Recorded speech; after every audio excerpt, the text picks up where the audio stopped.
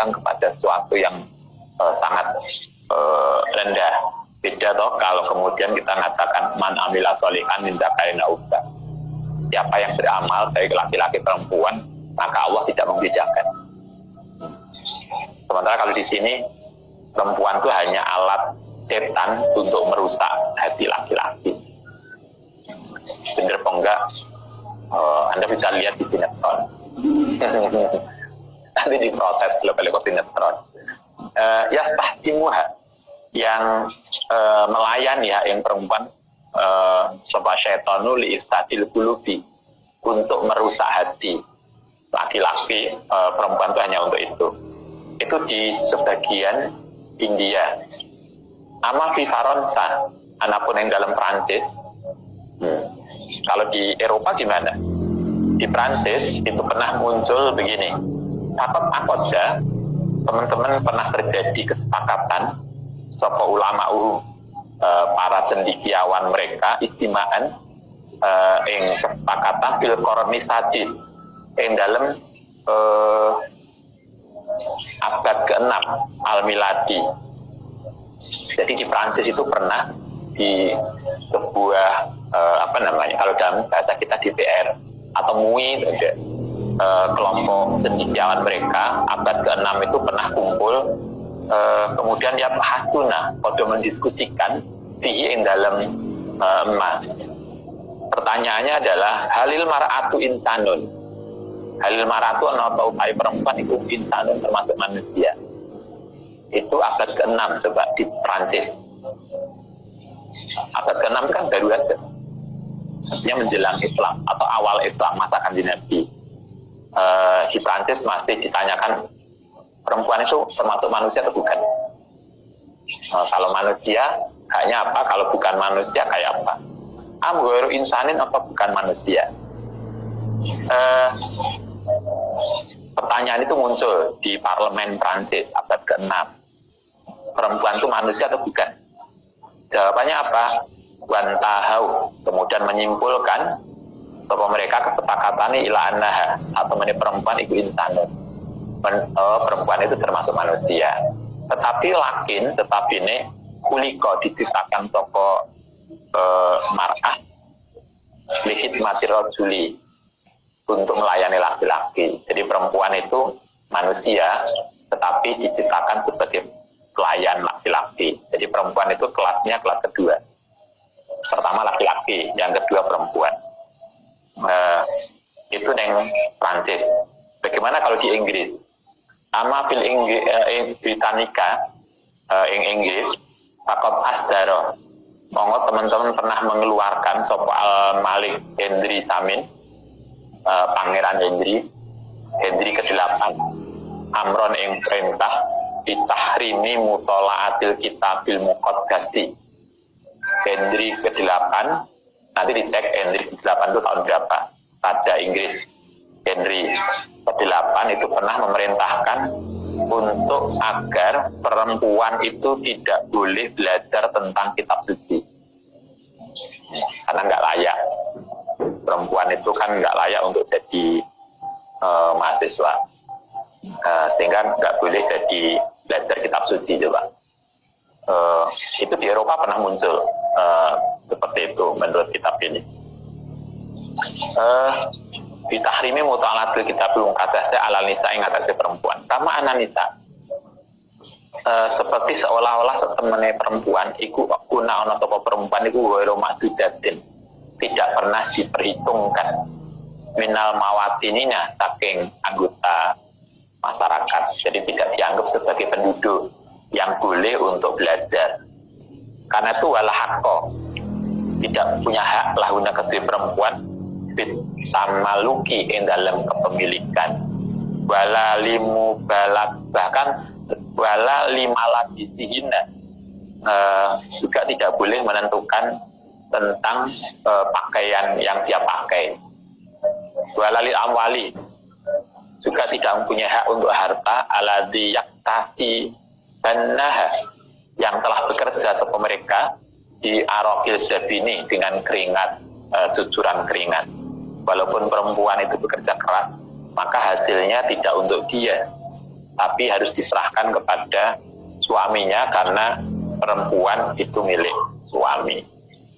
Itu segitunya. Nah, nanti kita lanjutkan amal Islam. Kalau Islam kayak apa? Saya kira begitu. Ada pertanyaan?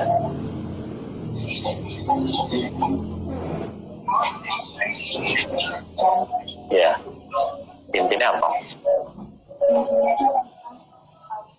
Ya.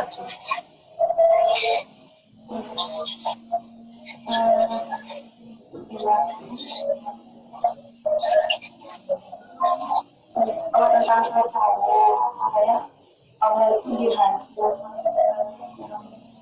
Dalam Islam maksudnya kalau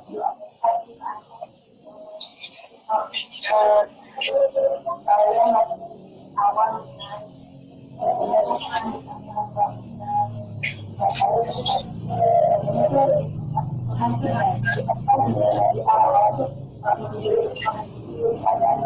Oke, dikatakan Allah itu di dalam hati, ya.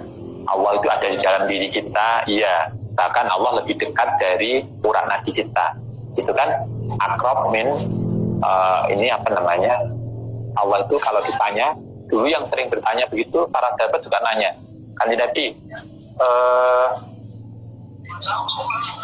Allah itu di mana? Kemudian muncul ayat wa yasaluna, apa itu ayatnya? Kalau mereka bertanya tentang aku, maka katakanlah aku lebih dekat dari urat nadi dia. Nah, itu artinya Allah itu sangat dekat dengan kita. Tapi kemudian kenapa kemudian kita, kalau kita menunjuk itu ke atas, Allah itu di atas.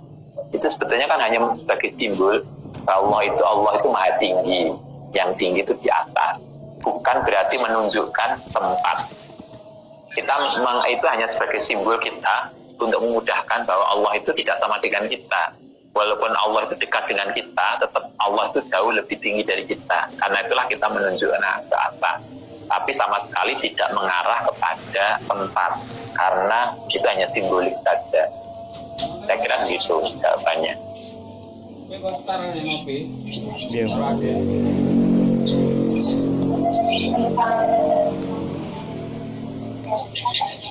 Gimana?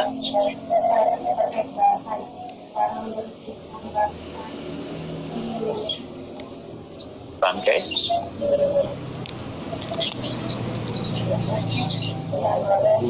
Oh, kalau misalnya Anda masak sayur, misalnya kecemplung tikus. Nah, kalau saya kira kita sudah pernah belajar fikih, kalau barangnya itu kental, samin, minyak samin yang kental, maka cukup diambil bagian bangkainya saja. Jadi dibersihkan koyo Anda, misalnya kan Anda tahu lah minyak yang agak kental itu, maka diambil bangkainya, kemudian sekitar bangkai diambil. Tapi kalau cair, maka jelas kita nggak bisa lagi. Karena kecuali kalau minyak Anda lebih dari 2 kolah.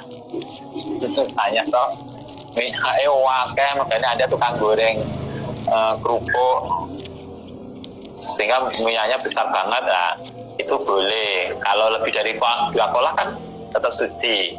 Tapi kalau hanya sauplik begini, berarti harus dibuang karena tidak bisa dibersihkan. Sesuatu yang sedikit kalau kena bangkai, kena najis, tidak bisa dibersihkan kalau sesuatu itu cair. Karena itulah hati-hati bangkai-bangkai yang najis kan, tapi ada toh yang bangkai-bangkai itu tidak najis. Ada belalang, kemudian apalagi ikan, itu kan boleh dimakan. Tapi kalau kita belajar ini, kalau kita masak ikan, ada sebagian ulama mengajarkan kita bahwa kalau memungkinkan untuk dibedeti itu ngerti ya, dibersihkan seruane. Tapi kalau nggak bisa memungkinkan kayak teri, nggak mungkin dibedeti, ya kalau tadi dibedeti nggak apa-apa. Tapi kalau Anda masak pindang yang cukup besar, itu kan masih memungkinkan kalau dibersihkan, itu dibersihkan. Karena di dalamnya kan ada jeroan yang itu kotor. Nah, itu yang kita bisa lakukan. Artinya kita berusaha agar apapun yang kita masak itu bersih. Kemudian kalau Anda membadati ayam, kadang yang lupa itu di pergelangan ya, persendiannya ayam, kadang kan darah nggak keluar. Ada toh, yang kalau pas wis matem lho kok diabang. Tolonglah ya, membersihkan ayam atau membersihkan apapun lah, dibersihkan sampai bersih. Dalam-dalamnya dilihat, jangan komod ketek. Enggak. Loh, kan ada. Anda kalau makan ayam kan kadang masih ada toh merah-merah di di sendi-sendi ayam, di ros-rosane. Karena itu dibersihkan. Tapi prinsipnya adalah mari kita berusaha untuk membersihkan makanan kita dari sesuatu yang najis. Darah itu najis.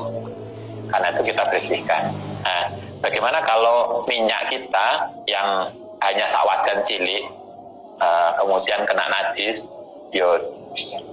kalau itu cair dan nggak bisa dibersihkan, dibuang. Makanya begitu.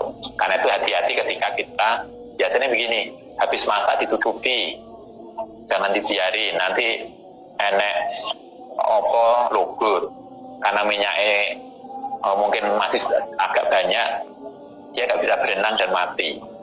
Itu kan rugi toh.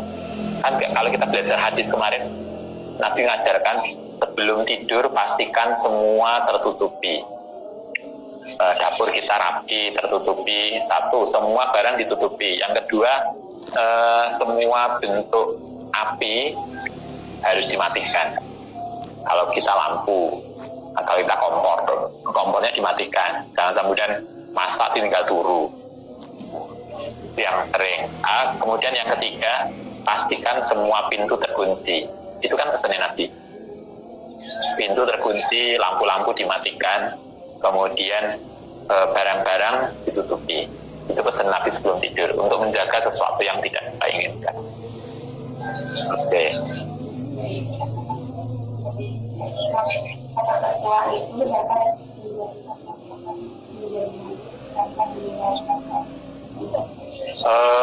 Kita nggak tahu kecoa itu posisinya di mana. Kalau menjijikkan menjadi itu kan juga memang kotor toh. Kecoa itu boleh dimakan kan?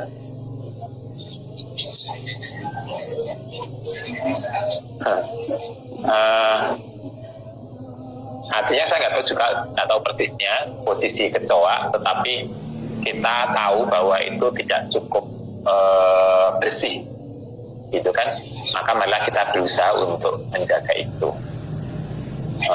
Kayak cecek itu kan lebih bersih daripada kecoa.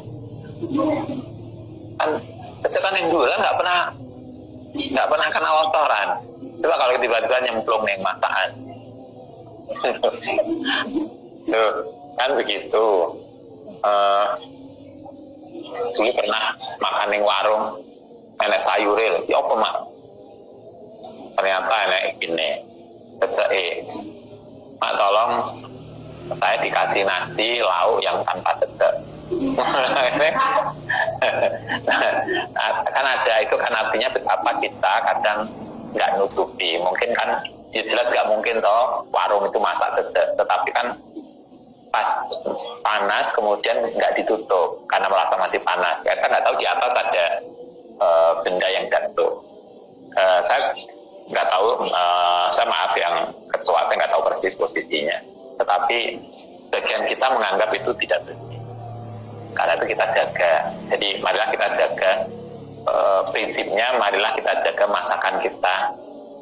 Karena itu kalau dulu ibu itu kalau masak Mbak Bu Nganjuk itu tidak pernah ada sesuatu yang nggak dicuci. Jadi semua harus dicuci bersih. Setelah kita mondok kan dulu nggak masak terong itu nggak dicuci, langsung sereng. Kalau diirisi langsung masukkan. Makin hitam masakan kita makin enak. Padahal hitamnya karena terong nggak dicuci. Kan nggak, marilah kita tidak begitu. Marilah kita belajar bersih. Apapun yang kemudian terkait dengan binatang atau sesuatu yang tidak bersih, kita hindari untuk masak. Oke, saya kira begitu. Masih ada? Iya.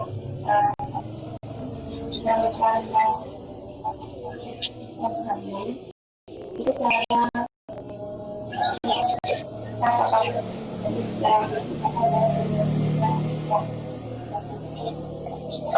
kalau dia tidak kuat puasa, dia boleh kan mengganti dengan fidyah. Kalau kita hamil, kemudian kita nggak kuat puasa, yo ganti aja. Sama dengan orang sakit kan, yang kita nggak bisa puasa, ada bapak kita yang sepuh, karena sakit kemudian nggak kuat puasa, jadi diganti dengan fidyah. Yang hamil kan juga begitu, sama dengan ini. Hanya memang di situ nanti ada rincian, kalau kita belajar fikih, ada yang kalau untuk menyusui biasanya, kalau hamil tidak. Kalau menyusui misalnya, orang menyusui nggak kuat posonya karena dia sendiri atau karena anaknya. Itu nanti rinciannya detail di kitab fikih Fathul Qorib. Tapi kalau Anda, Ustaz ini kalau saya masa saya jadi kurus, nah ya nggak usah poso, kan begitu aja toh. Karena hamil, bukan karena yang tidak. Tadi kan konteksnya hamil. Hamil yang kemudian nggak puasa, silahkan, ada toleransinya. Oke, saya kira begitu. Semoga bisa menjawab pertanyaan, bisa dipahami. Al-Fatihah. Bismillahirrahmanirrahim. Alhamdulillahirrahmanirrahim. Maliki yaumiddin. Iyyaka na'budu wa iyyaka nasta'in. Rabbana wa fa'na bina